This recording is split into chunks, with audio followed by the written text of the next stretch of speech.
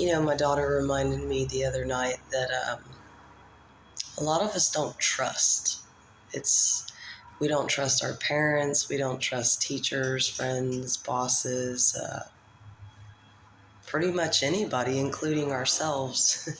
And it made me realize our goal as a parent is to help them adjust to things that maybe we as kids, sorry, I'm adjusting, but we as kids didn't necessarily grow into knowing, if that makes sense. Um, I would say the earliest people I learned to not trust were my parents. And a lot of it had to do with me being taught to handle my business, make sure I got up for school on time, make sure I took care of my work, make sure I made it to and from work, working 40 hours a week plus going to school, and basically being taught to hold down my own life. And of course, grandparents were passing away, parents were struggling from bills, just different aspects of life that kind of shoved me into growing up early, and then marrying somebody that kind of took me down a path of not being able to, let's say, enjoy life. It was not knowing what PTSD was, and then marrying somebody who suffered from PTSD and learning by the age of 21 what torture was.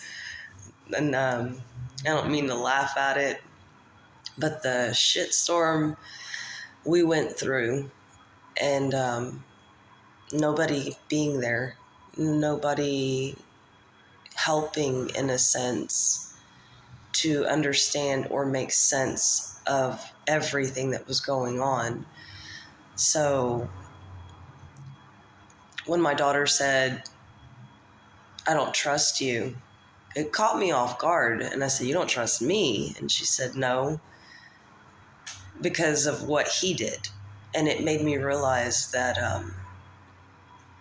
one parent can destroy the trust for everybody. And it's taken a lot for me to help her begin to get back on a path of learning to trust not just me, but herself.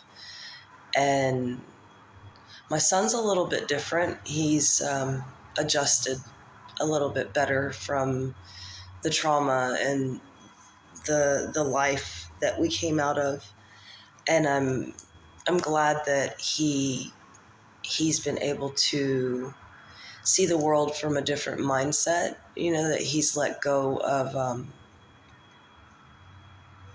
the hurt that was there, and understands that somebody else was going through something and it doesn't need to affect the outcome of his life.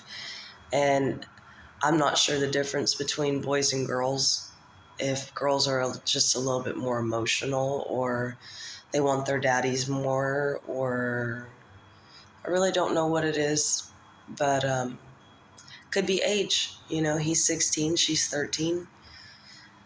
But I will say, once we had the conversation and I went and did something special for them, it was good to see her come back out and start acting kooky again.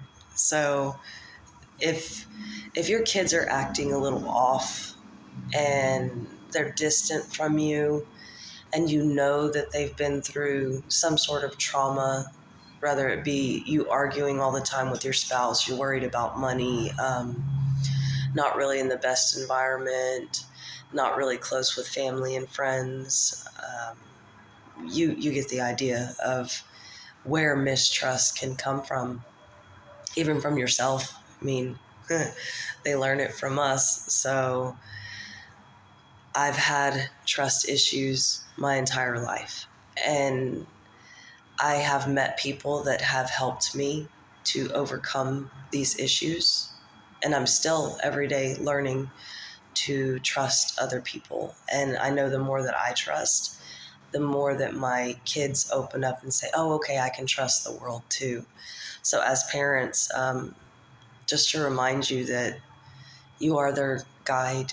You are the person that they're going to look to understand what is acceptable in their world. And if you shut down, you don't allow others into your life, you're teaching them to be reclusive, which then leads them to um, harshly judging the world, let's say. And when they're harshly judging the world, then they're okay being alone. And there's nothing wrong with being alone. I've been alone even in marriages, even at family gatherings. But it's something about you can't connect with other people. And as happy as I may have seemed, there was always something missing. And when there's something missing, that's when we make questionable choices. And I don't know, just try to open up to your kids, poke a little bit for the truth. And even if they snap on you, because that's how the answer came to me. I told her, say whatever you have to say. I mean, it can be that you hate me. I'll understand. It can be that you don't want to open up to me. I'll understand, And when I told her, you can trust me, and she lashed back out, I don't trust you. It made me smile, and it made me go, oh, wow, now we can get somewhere. Because when you have a child that's shut down, you have to understand that when they don't open up, it will lead them down a rabbit hole in their mind. And when they can't make sense, especially at a young age, about how can I trust you because of the pain from someone else, excuse me, it can help you turn around and not only help them, but heal yourself. And the more that you help your children, the more that you're going to help yourself. And it might seem ass backwards. It might seem like you can only heal you and then you can help them. But healing is a journey. And my family, my children and I have been through a lot together.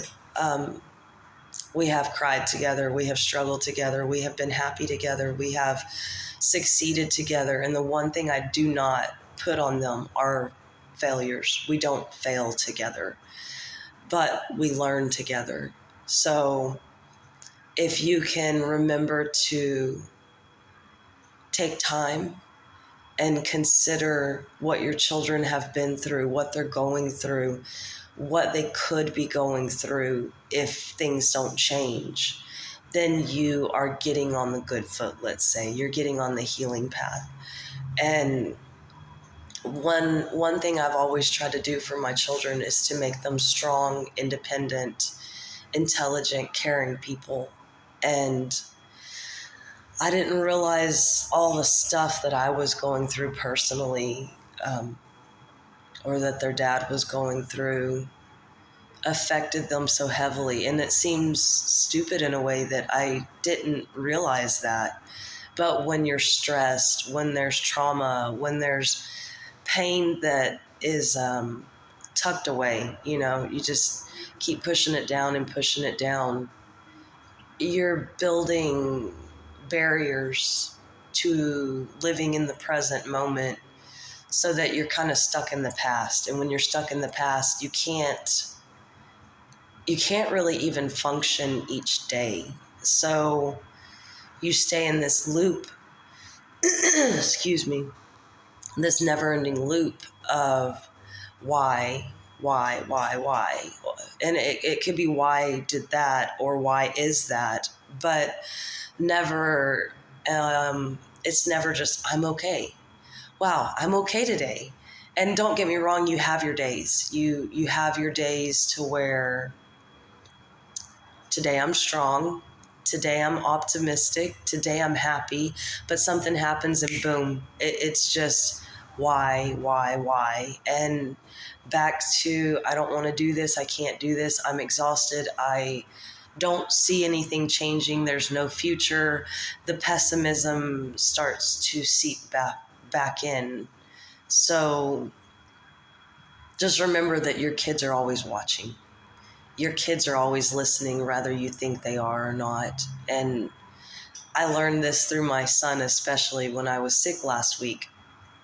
He kept bringing me my remedies. And he actually healed me with what I heal them with, which made me smile. And it helped me to get well very fast. And I guess it was that love that he took care of me, but on the backside also that he listened. And when I saw that he listened, it made me go, wow, he's going to be okay. I might not be the smartest person in the world, but for the fact that they've learned so much from me is that's a blessing, because not all children listen and not all adults listen.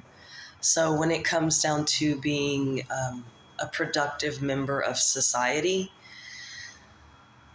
we do have to learn to listen. And we have to learn to listen even when it hurts. You know, when we're needing to work on something to better ourselves.